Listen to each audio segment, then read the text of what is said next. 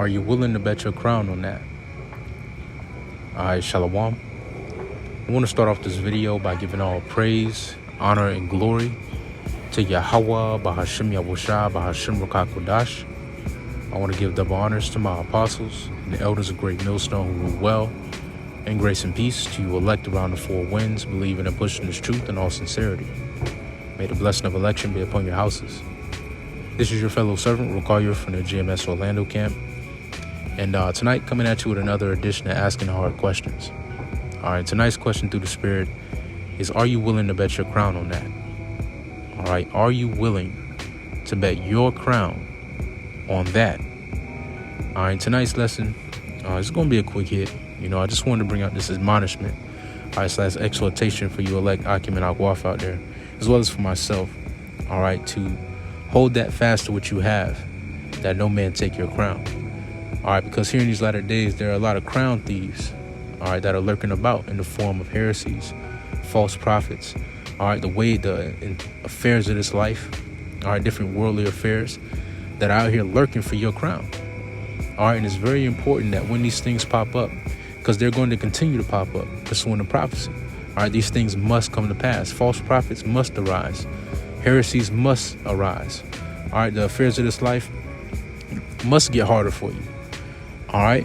And as these things continue to arise and continue to affect our lives, it's very important that we ask ourselves, are you willing to bet your crown on that? When a nigga pops up here in these latter days saying that the name of the Lord don't exist or the name of the Lord don't matter, are you willing to bet your crown on that? It's something that one of the Akim in the camp says all the time, when somebody pops up and says the MOTB, that Revelation 13 to 16 ain't talking about the RFID microchip, are you willing to bet your crown on that? Because now our decisions are starting to hold more weight because we're approaching the end. All right, and our decisions are going to have more repercussions. And this is what we've been trained up for. We've been trained up to make those hard decisions through the Spirit. We've been being trained up to be hot for Yahweh Shem Yahushua.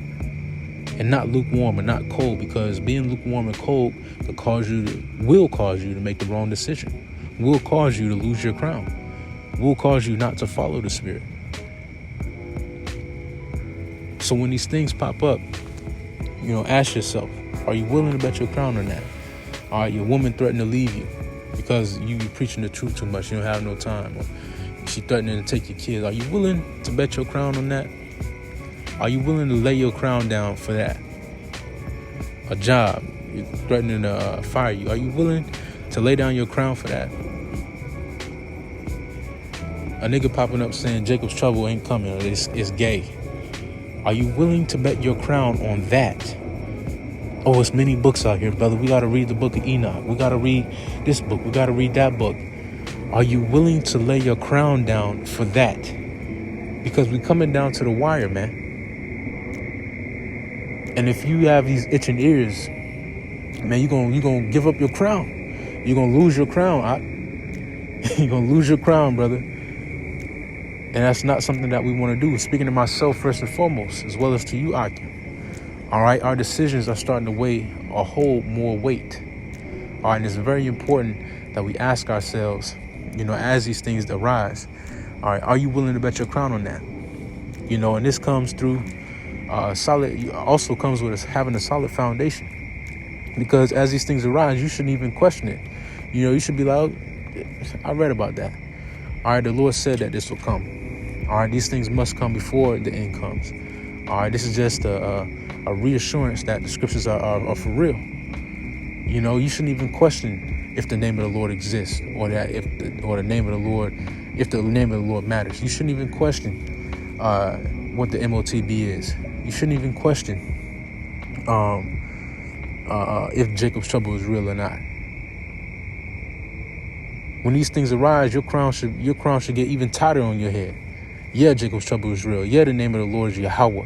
All right, the name of the Heavenly Father is Yahweh. The name of His Son is Yahweh Shai. Yeah, the MOTB, that Revelation 13 to 16 is talking about the chip. Yeah, we read about these things and we know it. We're solidified through our faith. Yeah, we know. I'm not willing to bet my crown on that bullshit reading the book of Enoch. That has nothing to do pertaining to my salvation. We don't need to know all that. Furthermore, those books have been written by Edomites. All right? Nah, I ain't willing to bet my crown on that. So I'm going to grab these couple of scriptures and then I'll close it out. All right? Let's see. Let's grab this one first. In 2 Timothy.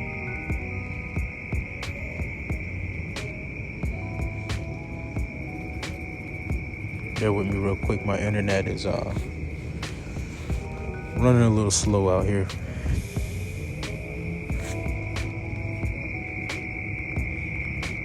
All right, this is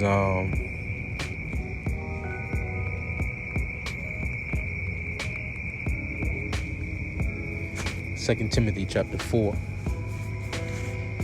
And I'm gonna start at verse 2. It reads, preach the word, be instant in season, out of season, reprove, rebuke, exhort with all long suffering and doctrine. For the time will come when they will not endure sound doctrine, but after their own lust shall they heap to themselves teachers, having itching ears, and shall turn away from their ears from the truth, and shall be turned unto fables. And now is not the time to have itching ears. All right. Now, a lot of our people have those itching ears because they want to please the flesh. They want to hear things that are pleasing to what their flesh wants to do. Oh, I want to be able to do this. I want to be able to do that. I want to be able to have a haircut. I want to be able to, eat pork. I want to be able to, do these different things that I'm not able to do. Coming under the yoke of Yahweh Shemiah, coming under the yoke of the great millstone and brothers with like doctrine. I want to do these things, and this camp is telling me I can do it. So I'm going to just listen to them, and I'm going to listen to GMS, and I'm going to mix it together. They both have the truth, right? That's the wrong spirit to be in. That's the wrong spirit to be in, especially here in these latter days, man. You have to have a solid foundation. All right, you have to have a solid foundation. You can't be like that child tossed to and fro. All right, let's get that. This is Ephesians chapter 4 and verse 14. That we henceforth be no more children, tossed to and fro and carried about with every wind of doctrine, by the sleight of men and cunning craftiness, whereby they lie in wait to deceive. All right, let's get that in the NLT. This is Ephesians 4 and 14 in the NLT. Then we will no longer be immature like children. We won't be tossed and blown about with every wind of new teaching. We will not be influenced when people try to trick us with lies so clever they sound like the truth. All right, and it's going to be some lies out here. It's going to be some false prophets that pop up here in these latter days that come with some shit that if it were possible, they may deceive the very elect. All right, but it's not possible. All right, it's not possible because the Lord has a remnant that he saved that won't adhere to that bullshit. They won't adhere to the different heresies, all right, and different false prophets. All right, they will stay the course. All right, why? Because they've been rooted and grounded in the knowledge. They've been rooted and grounded in the faith. They took this time of liberty, all right, to actually exercise the things that they've been reading. They took that time of liberty to actually exercise patience, to actually exercise wisdom, knowledge, understanding, and faith. All right. And in that time, that wisdom and knowledge is going to be stability of their times and the strength of their salvation. Lord willing, we be at that number. You see? But it says, then we will no longer be immature like children. We won't be tossed and blown about with every wind of new teaching. We will not be influenced when people try to trick us with lies so clever that they sound like the truth. All right, let's get that back in 2 Timothy chapter 4, verse 2. 3. For the time will come when they will not endure sound doctrine, and we in that time right now. All right, where people are starting to fall out because they don't want to endure sound doctrine. It's getting boring. It's too repetitive. Or I want to hear something new. Or this sound better. Or I have so much more liberty doing this. A lot of people are not enduring sound doctrine. It says, but after their own lust shall they heap to themselves teachers, having itching ears. And they shall turn away their ears from the truth and shall be turned unto fables. But watch thou in all things, endure afflictions, do the work of an evangelist, make full proof of thy ministry. All right, make full proof of this ministry. All right, how do you make full proof of the ministry?